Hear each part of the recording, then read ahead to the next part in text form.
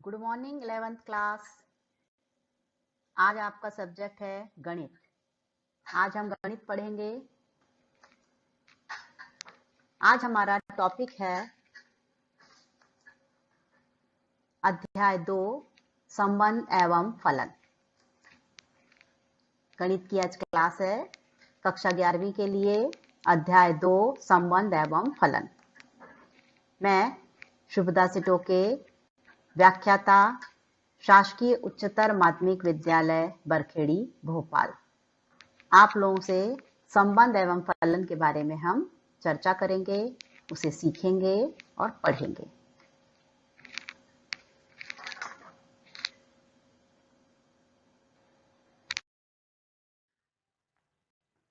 हमारे आज के विषय संबंध एवं फलन के निम्न बिंदु हैं जिन पर हम आज थोड़ी सी चर्चा करेंगे। सबसे पहला हमारा बिंदु है क्रमित युग्म, ऑर्डर्ड पेयर। दूसरा है कार्तीय गुणन, कार्टेशियन प्रोडक्ट।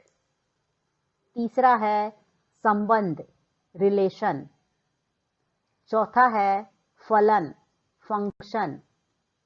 पांचवा है फलन के प्रकार। तो संबंध एवं फलन में हम 5 बातों पे चर्चा करेंगे।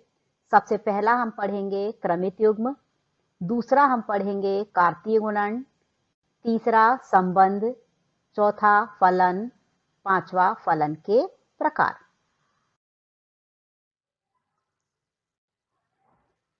पिछले अध्याय में जो हमने पढ़ चुके हैं समुच्चय, हमें यहाँ पर बहुत अधिक मदद मिलेगी इसकी। समुच्चय में हमने पढ़ा था निर्माण रूप, रोस्टर रूप। दोनों रूपों में हमने समुच्चय के बनाने की विधियां पढ़ी थी। समुच्चय का संग, सर्वनिष्ठ भी पढ़ा था। उप समुच्चय भी हमने पढ़े थे और घात समुच्चय। ये सब हम समुच्चय के अंतर्गत पढ़ चुके हैं। इनका हमें बहुत अधिक मदद मिलेगी।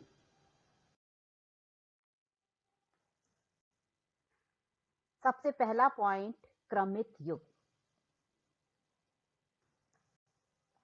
युग्म से ही मतलब पता चल रहा है हमें, युग्म में 2 चीजें होती हैं। अब यहां पर ध्यान से परिभाषा देखेंगे हम। क्रमित युग्म में 2 वस्तुएं या अवयव या घटक होते हैं जिन्हें वक्र कोष्ठक, ये इस प्रकार बना रहता है, वक्र कोष्ठक में लिखा जाता है। घटकों को एक दूसरे से किसी विशेष क्रम में लिखा जाता है। ये हमारी क्रमित युग्म की परिभाषा है। युग्म का मतलब 2, तो यहीं पे आ जाएगा आपके पास में। इसमें 2 वस्तुएं या अवयव या घटक होते हैं जिन्हें वक्र कोष्ठक में लिखा जाता है। घटकों को एक दूसरे से विशेष क्रम में लिखा जाता है। ये हमारी क्रमिक युग्म की परिभाषा है। इसको हम उदाहरण से समझेंगे। हमने 2 समुच्चय लिए, एक समुच्चय ए और एक समुच्चय बी। 2 समुच्चय हमने लिए हैं ए और बी। ए में हमने लाल और पीला रंग लिया है, दूसरे समुच्चय में हमने कोट और पेन लिया है। तो 2 समुच्चय ए और बी हमने लिए। ए समुच्चय में हमने रंग लिए हैं लाल और पीला, दूसरे समुच्चय में हमने लिया है कोट और पेन। अब हम इससे बहुत सारे युग्म बना सकते हैं, जैसे लाल कोट, इसी प्रकार लाल पेन। तो 2 हमारे युग्म बन गए। पहला हो गया लाल कोट, दूसरा हो गया लाल पेन। इसी प्रकार पीला कोट, हमने एक युग्म बनाया, फिर हमने बनाया पीला पेन। इस प्रकार हमारे 4 युग्म तैयार हो गए। लाल कोट, लाल पेन, पीला कोट, पीला पेन। इसको हम इस प्रकार लिख सकते हैं। अभी हमने पढ़ा था ऊपर क्रमित युग्म में अवयवों को वक्र कोष्ठक, ये बनाया हुआ आपके पास में, वक्र कोष्ठक में लिखा जाता है। और युग्म में 2 वस्तुएं होती हैं, तो हमने इस प्रकार बनाया आपके पास में। पहला युग्म बन गया लाल कोट, दूसरा युग्म बन गया लाल पेन, तीसरा युग्म बन गया पीला कोट, चौथा युग्म बन गया पीला पेन। तो इस प्रकार हम युग्म बना सकते हैं। तो हमारी परिभाषा को गणितीय रूप में भी लिखा जा सकता है, अर्थात क्रमिक युग्म को लिखा जा सकता है जनरल रूप में ए बी, दो अवयव ले लिए हमने, ए बी, ये वक्र कोष्ठक के अंदर लिखा है। ए इस प्रकार लिखा है, ए अवयव है कैपिटल ए समुच्चय का, पहले समुच्चय का स्मॉल ए अवयव है, तथा बी अवयव दूसरे समुच्चय का, अर्थात बी अवयव है कैपिटल बी। तो ये परिभाषा हमारे पास में आ गई। क्रमिक युग्म में दो अवयव होते हैं जिन्हें वक्र कोष्ठक में लिखा जाता है और विशेष क्रम में लिखते हैं, अर्थात पहला अवयव पहले समुच्चय से लिखा जाता है, दूसरा अवयव बी दूसरे समुच्चय से लिखा जाता है। एक और उदाहरण देखें हम। यदि समुच्चय कैपिटल ए बराबर ए बी सी, तीन अवयव हैं इसके, और एक और समुच्चय बी जिसके अवयव है एक और दो, तो क्रमिक युग्म ज्ञात कीजिए। हमें यहाँ पे क्रमिक युग्म ज्ञात करना है। अभी हमने क्रमिक युग्म की परिभाषा पढ़ी थी। क्रमिक युग्म की परिभाषा से हम लिख सकते हैं कि युग्म ए बी इस प्रकार बनाया जाता है कि ए अवयव कैपिटल ए समुच्चय से, बी अवयव कैपिटल बी समुच्चय से होता है। हमने समुच्चय ए बनाया ए बी सी, समुच्चय बी बनाया एक और दो। युग्म बनाना स्टार्ट किया हमने, पहले समुच्चय से अवयव ए था, पहले से हमने अवयव बनाया, युग्म बन गया ए कॉमा एक। इसी प्रकार ए कॉमा दो, इसी प्रकार बी कॉमा एक, बी अवयव से बनाया हमने, इसी प्रकार बी अवयव से एक और बनाया जा सकता है बी कॉमा दो। हम बहुत सारे युग्म यहां से बना सकते हैं, सी एक और इसी प्रकार सी दो। तो हमारे पास में 6 युग्म बन गए आपके। हम इन्हें लिख सकते हैं क्रमिक युग्म। आ गया हमारे पास में, वक्र कोष्ठक में लिखा जाता है ए कॉमा एक, दूसरा हो गया ए कॉमा दो, तीसरा बी एक, चौथा बी दो, पांचवा सी एक, छठा सी दो। जितने अवयव ए में थे उससे हमने बी के अवयवों को संबंध बना के लिख दिया। ये हमारे पास में क्रमिक युग्म प्राप्त हो गए। अब आप अच्छे से समझ गए होंगे कि क्रमिक युग्म कैसे बनाए जाते हैं। फिर से परिभाषा रिपीट कर लें। क्रमिक युग्म में दो वस्तुएं या अवयव या घटक, तीनों चीज कह सकते हैं, होते हैं जिन्हें वक्र कोष्ठक स्मॉल ब्रैकेट बनाया हुआ है आपका में लिखा जाता है। घटकों को एक दूसरे से किसी विशेष क्रम में लिखा जाता है। तो ये दो उदाहरण से आपको बहुत अच्छे से समझ में आया होगा। अब इसके आगे क्रमिक युग्म की समानता, दूसरा पॉइंट आ गया हमारे पास में, क्रमिक युग्म की समानता। इसकी परिभाषा, दो क्रमिक युग्म बराबर या समान होते हैं यदि और केवल यदि जब प्रथम संगत घटक या अवयव द्वितीय संगत घटक या अवयव समान हो। तो दो क्रमिक युग्म समान तभी कहे जाएंगे जब उसका प्रथम घटक बराबर होगा संगत घटक के, तथा द्वितीय संगत घटक दोनों अवयव आपस में समान होंगे। दोनों के प्रथम संगत घटक अवयव बराबर होंगे, दोनों के द्वितीय संगत घटक आपस में बराबर होंगे, तभी क्रमिक युग्म की समान कहे जाते हैं। एक उदाहरण से देखते हैं। मान लिया हमारे पास में दो क्रमिक युग्म दिए हैं। पहला अवयव दे रहा है x+1, y-2। दूसरा क्रमिक युग्म अवयव है 3 और 1। दो अवयव हमारे पास में दिए हुए हैं। हमारे को ज्ञात करना है x और y का मान ज्ञात कीजिए। अभी हमने क्रमिक युग्म की परिभाषा पढ़ी थी कि क्रमिक युग्म बराबर या समान तभी होते हैं जब संगत अवयव या घटक भी समान हो। तो हम यहां से कह सकते हैं कि प्रथम घटक द्वितीय युग्म के प्रथम घटक के बराबर होगा, अर्थात कहा लिख सकते हैं हम x+1 बराबर 3। इसको हल करा जा सकता है। जब 1 को बराबर के इधर प्लस वाली संख्या लाई जाती है तो माइनस में बदल जाती है। ये हमने 9th में और ये बहुत पहले भी पढ़ा हुआ है। तो यहाँ से लिखा जा सकता है x बराबर 3 - 1। 3 में से a1 गया तो आ गया आपके पास में 2, अर्थात x बराबर 3 - 1 बराबर 2। द्वितीय घटक देखा हमने y - 2, यहाँ पे द्वितीय घटक 1 तो हम लिख सकते हैं y-2 बराबर 1। इसको हल करने के लिए -2 को जब हम बराबर के इस साइड लेकर आए तो प्लस साइन में बदल गया, अर्थात y बराबर 1 + 2। 1 + 2 को हल किया, y बराबर 3। इस प्रकार हमने x और y का मान निकाला, x बराबर 2, y बराबर 3। यही हमारा उत्तर है।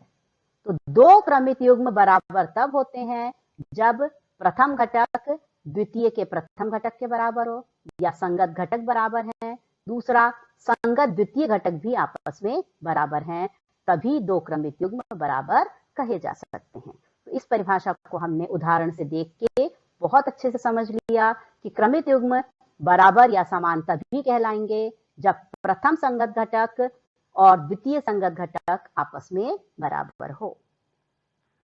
इसके आगे अब हम देखेंगे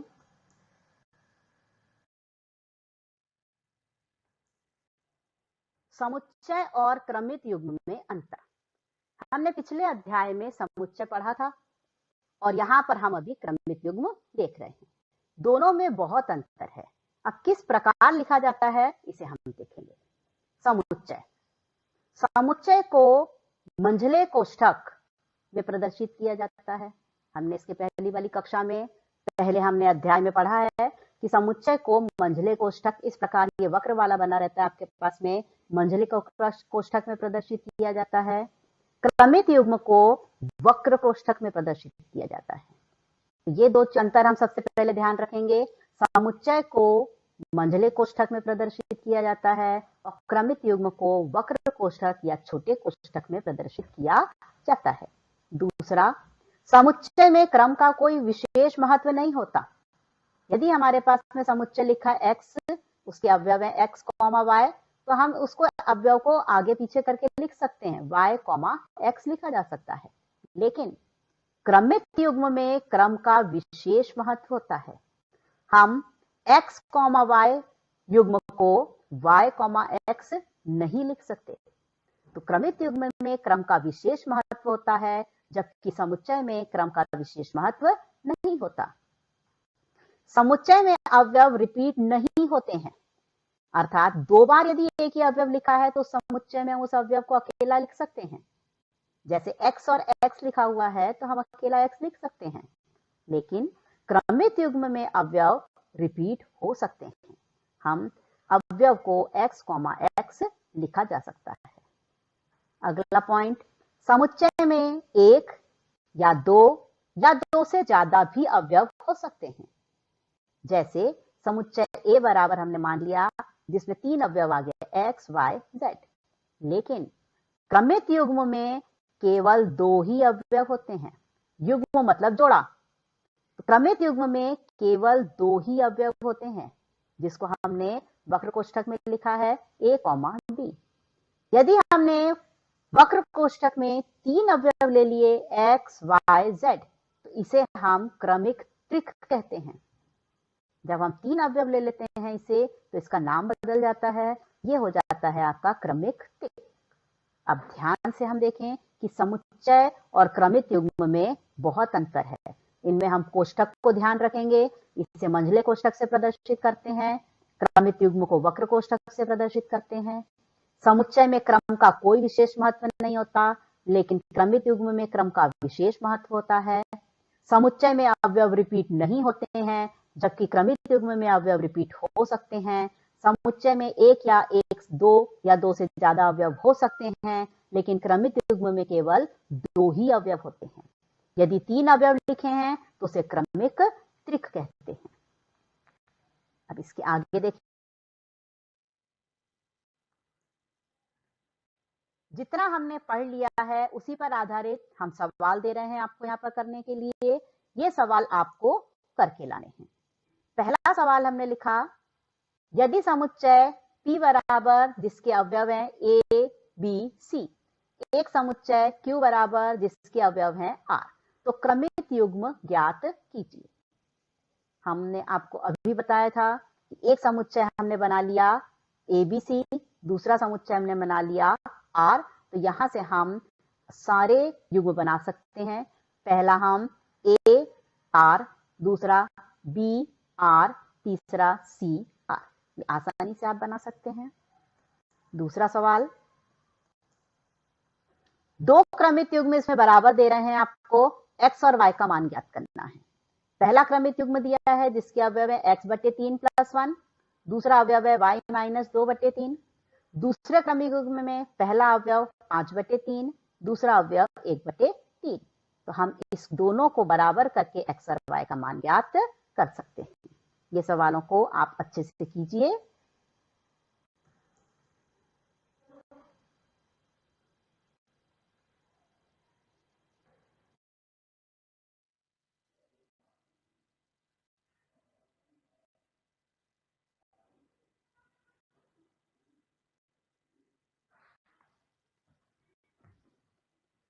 कार्तीय गुणन, कार्टेशियन प्रोडक्ट। हमने कार्तीय युग्म पढ़े थे, क्रमित युग्म पढ़े थे, अब उसमें ही हम पढ़ेंगे कार्तीय गुणन। परिभाषा है इसकी, दो अरिक्त समुच्चय P और Q, दो हमने ऐसे समुच्चय लिए हैं जिसमें अवयव हैं, का कार्तीय गुणन संकेत P क्रॉस Q उन सभी क्रमित युग्मों का समुच्चय होता है जिसका प्रथम घटक समुच्चय P से और द्वितीय घटक समुच्चय Q से लेकर बनाया जाता है। तो यहां पर हम परिभाषा ध्यान से देखें, दो अरिक्त समुच्चय P और Q का कार्तीय गुणन संकेत ध्यान रखें P क्रॉस Q, पढ़ते भी इसी तरह से इसको P क्रॉस Q उन सभी क्रमित युग्मों का समुच्चय होता है जिसका प्रथम घटक समुच्चय P से और द्वितीय घटक समुच्चय Q से लेकर बनाया जाता है। अभी हमने क्रमित युग्म बनाए थे, उन सभी को हम समुच्चय के अंदर रख दें तो वो हमारा बन जाता है कार्तीय गुणन। जैसे P क्रॉस Q, गणितीय भाषा में हम इसे लिख रहे हैं P क्रॉस Q बराबर समुच्चय के अंदर रख दिया हमने, अंदर सभी युग्म रखे हुए हैं P Q जिसके अवयव हैं, इस प्रकार अवयव हैं कि P अवयव पहले वाले समुच्चय कैपिटल P से है और Q अवयव दूसरा समुच्चय कैपिटल Q से है। कार्तीय गुणन में क्रम निश्चित होना चाहिए, ये हमें ध्यान रखना है। अब यदि हमें Q क्रॉस P ज्ञात करना है, पहले हमने P क्रॉस Q ज्ञात किया, तो जिसमें पहला अवयव कैपिटल P समुच्चय से रखा, दूसरा अवयव कैपिटल Q से रखा। अब हमें यदि Q क्रॉस P ज्ञात करना है तो हम इसे इस प्रकार लिखेंगे, आपके Q क्रॉस P बराबर एक समुच्चय बनाया जिसमें अवयव हमने लिखे Q कॉमा P, ये कार्तीय युग्म है, क्रमित युग्म में हमारे Q कॉमा P, तो Q अवयव पहले समुच्चय कैपिटल Q से है और P अवयव दूसरे समुच्चय कैपिटल P से है। बस यहाँ पर हमें क्रम का विशेष ध्यान रखना है कि पहला समुच्चय Q है तो उसी का अवयव पहला आएगा, दूसरा समुच्चय P है तो दूसरा अवयव P से आएगा। यदि हम P क्रॉस Q ज्ञात करते हैं तो पहला अवयव कैपिटल P समुच्चय से आएगा, दूसरा अवयव कैपिटल Q समुच्चय। अब हम एक उदाहरण देखते हैं। उदाहरण है आपका, यदि समुच्चय A बराबर जिसके अवयव हैं 1 2 3 तथा B बराबर अवयव हैं 5 6 7, तो हमको A क्रॉस B ज्ञात करना है तथा B क्रॉस A ज्ञात करना है। हमें क्रमित गुणन ज्ञात करने हैं A क्रॉस B और B क्रॉस A। अब हम सबसे पहले ज्ञात करेंगे A cross B। A cross B के लिए हमने समुच्चय बनाया A जिसके अवयव लिखे हमने 1 2 3, दूसरा समुच्चय बनाया हमने B जिसके अवयव लिखे 5 6 7। पहले हमें ज्ञात करना है A क्रॉस B, इसलिए हमने पहला समुच्चय A लिखा है, दूसरा समुच्चय हमने B लिखा है। अब यहां से हम क्रमित युग्म निकाल सकते हैं। पहला अवयव से हमने 1 से लिखा तो आपके पास में पहला क्रमित युग्म बन गया 1 5। इसी प्रकार दूसरा अवयव बन गया 1 6, तीसरा अवयव बन गया 1 7।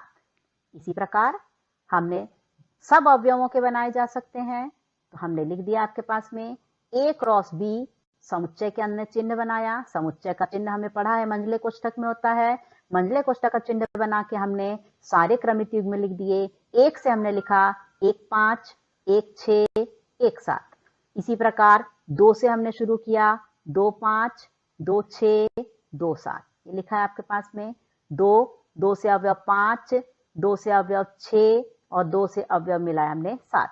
इसी प्रकार 3 से हमने शुरू किया, 3 से पहला अवयव 5, 3 6 और तीसरा अवयव बन गया 3 7। इन सब को हमने एक समुच्चय के अंतर्गत लिख दिया, तो ये बन गया हमारा कार्तीय गुणन A क्रॉस B। इसी प्रकार हम B क्रॉस A ज्ञात कर सकते हैं। B क्रॉस A के लिए सबसे पहले हमने समुच्चय B बनाया, जिसके अवयव लिखे 5 6 7। फिर हमने A समुच्चय बनाया, जिसके अवयव लिखे 1 2 3। अब हमें ज्ञात करना है B क्रॉस A। तो पहला अवयव B समुच्चय से होगा, दूसरा अवयव A समुच्चय से होगा। 5 से स्टार्ट किया हमने, 5 से हमने 1 का संबंध किया, 5 1 पहला क्रमित युग्म बन गया। दूसरा 5 से हमने 2 को जोड़ा, तो दूसरा क्रमित युग्म बन गया 5 2। इसी प्रकार तीसरा बन गया हमारे पास में 5 3। एक अवयव 5 से हमारे 3 युग्म बन गए। इसी प्रकार हम 6 से बना सकते हैं आपके पास में 6 1 6 2 6 3। इसी प्रकार 7 से बनाए जा सकते हैं 7 1 7 2 7 3। तो इन सब को हमने एक समुच्चय में लिख दिया। B क्रॉस A बराबर समुच्चय बनाया हमने चिन्ह में, पहला अवयव लिखा 5 1, दूसरा 5 2, तीसरा 5 3। अब 6 से स्टार्ट किया, 6 1 6 2 6 3। फिर हमने 7 से स्टार्ट किया, 7 1 7 2 7 3। समुच्चय में हमने रख दिया, तो ये बन गया हमारे पास में B क्रॉस A। अब हम ये देखेंगे कि A क्रॉस B और B क्रॉस A आपस में बराबर है या नहीं। क्योंकि हमने क्रमित युग्म की समानता पढ़ी है, समानता की परिभाषा पढ़ी है कि क्रमित युग्म बराबर तभी होंगे जब उसके संगत अवयव बराबर हो, अर्थात 1 5 के बराबर होना चाहिए। ये बराबर नहीं है, अर्थात 1 5 युग्म 5 1 के बराबर नहीं है। इसलिए हम कह सकते हैं कि A क्रॉस B और B क्रॉस A आपस में बराबर नहीं होते हैं, अर्थात A क्रॉस B और B क्रॉस A आपस में बराबर नहीं है। हम निकाल सकते हैं, लेकिन वो जरूरी नहीं कि आपस में बराबर हो। तो आपने यहाँ पर A क्रॉस B और B क्रॉस A ज्ञात करना सीखा। धन्यवाद बच्चों। अब हम अगले वीडियो में कार्तीय गुणन के कुछ गुण पढ़ेंगे और प्रश्नावली के कुछ सवालों को हम हल करेंगे।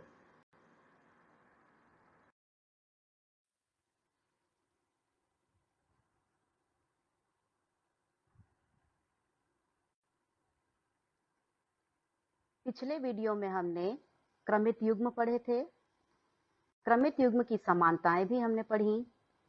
इन सभी क्रमित युग्मों को जब हमने समुच्चय में बना दिया था तो कार्तीय गुणन पढ़ा था। अब हम कार्तीय गुणन के कुछ गुणों के बारे में पढ़ेंगे।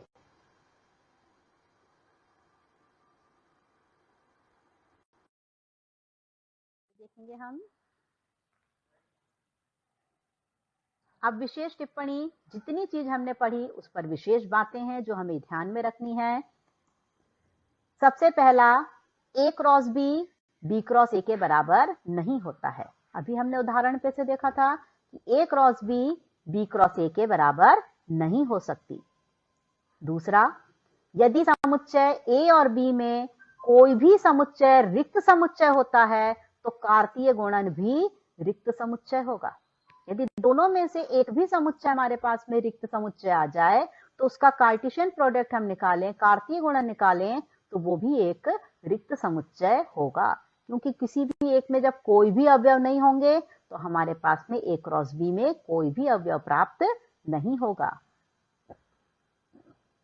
तीसरा पॉइंट, समुच्चय A या B में से कोई भी समुच्चय अपरिमित समुच्चय होता है तो A क्रॉस B भी अपरिमित समुच्चय होगा। जब एक समुच्चय में संख्याएं बहुत ज्यादा हो जाएंगी, आपके पास में जितनी भी संख्याएं लिखी होंगी तो हम A क्रॉस B उतने ही संख्याओं से प्राप्त कर सकते हैं। एक सूत्र आपके पास में आ रहा है, A के अवयवों की संख्या, ये हमने समुच्चय में पढ़ा था। A के अवयवों की संख्या Na बराबर P, B के अवयवों की संख्या NB बराबर Q हो तो A क्रॉस B के अवयवों की संख्या दोनों समुच्चयों के अवयवों की संख्या के गुणनफल के बराबर होगा। ये एक सूत्र है। A क्रॉस B के अवयवों की संख्या संगत सूत्र में हम इस प्रकार लिख सकते हैं, N A क्रॉस B बराबर लिखा जा सकता है PQ। पांचवा पॉइंट है A क्रॉस A 3 का गुणा किया जाए आपके पास में तो हमें एक ऐसा समुच्चय प्राप्त होता है जिसमें 3 अवयव मिलते हैं हमें A B C, अर्थात A B C तीनों ही A के अवयव हैं, तो हम A B C को क्रमिक त्रिक कहते हैं। ये विशेष टिप्पणी है, इन्हें हमें अच्छे से याद रखना है। इन पॉइंटों से हमारे ऑब्जेक्टिव भी बन जाते हैं, तो इन पॉइंटों को हम ध्यान रखेंगे कि A cross B cross A के बराबर नहीं होता। यदि दोनों समुच्चयों में से एक भी समुच्चय रिक्त समुच्चय हो तो A क्रॉस B भी रिक्त समुच्चय होता है। यदि दोनों समुच्चयों में से एक भी समुच्चय अपरिमित समुच्चय है तो A क्रॉस B भी अपरिमित समुच्चय होगा। और यदि A के अवयवों की संख्या P है, B के अवयवों की संख्या Q है, तो A क्रॉस B के अवयवों की संख्या दोनों के गुणनफल के बराबर अर्थात P इंटू Q के बराबर होती है। और A क्रॉस A को हम क्रमिक त्रिक से प्रदर्शित करते हैं। अब इन्हीं पर आधारित हम कुछ सवाल हल करेंगे। आपकी प्रश्नावली एनसीईआरटी बुक 2.1 प्रश्नावली, कुछ सवाल हम यहाँ पर देखेंगे, बाकी के सवालों को आप लोगों को अपना स्वयं हल करने हैं। एक सवाल नंबर 2 है आपकी किताब का। यदि समुच्चय A में 3 अवयव हैं, उसने केवल संख्या दे दी यहाँ पर। यदि समुच्चय A में 3 अवयव हैं तथा समुच्चय B में B बराबर दे रहा है समुच्चय बना के 3 4 5, इसमें भी 3 ही अवयव हैं, तो A क्रॉस B में अवयवों की संख्या ज्ञात कीजिए। अभी हमने सूत्र पढ़ा था, बस उसी से हम इसे हल कर सकते हैं। हमारे पास में दिया हुआ है A में अवयवों की संख्या NA बराबर 3, B में अवयवों की संख्या देख के हम लिख सकते हैं, इसमें भी कुल संख्या 3 दिख रही है, तो B में अवयवों की संख्या 3। अभी हमने सूत्र पढ़ा था NA यदि अवयवों की संख्या P, B के अवयवों की संख्या Q, तो A क्रॉस B के अवयवों की संख्या P इंटू Q होती है। तो इसी सूत्र में रखकर हमने ज्ञात कर सकते हैं आपके पास में A क्रॉस B के अवयवों की संख्या P की जगह 3 बनाया, Q की जगह 3 बनाया, 3 में 3 का गुणा किया 9, तो A क्रॉस B के अवयवों की संख्या 9 होगी। एक बार फिर देख ले हम, सूत्र हमें याद रखना है कि A क्रॉस B के अवयवों की संख्या A के अवयव की संख्या गुणा B के अवयव की संख्या। A में अवयव की संख्या आपको 3 दी थी, B में भी हमें दिखाई दे रहा है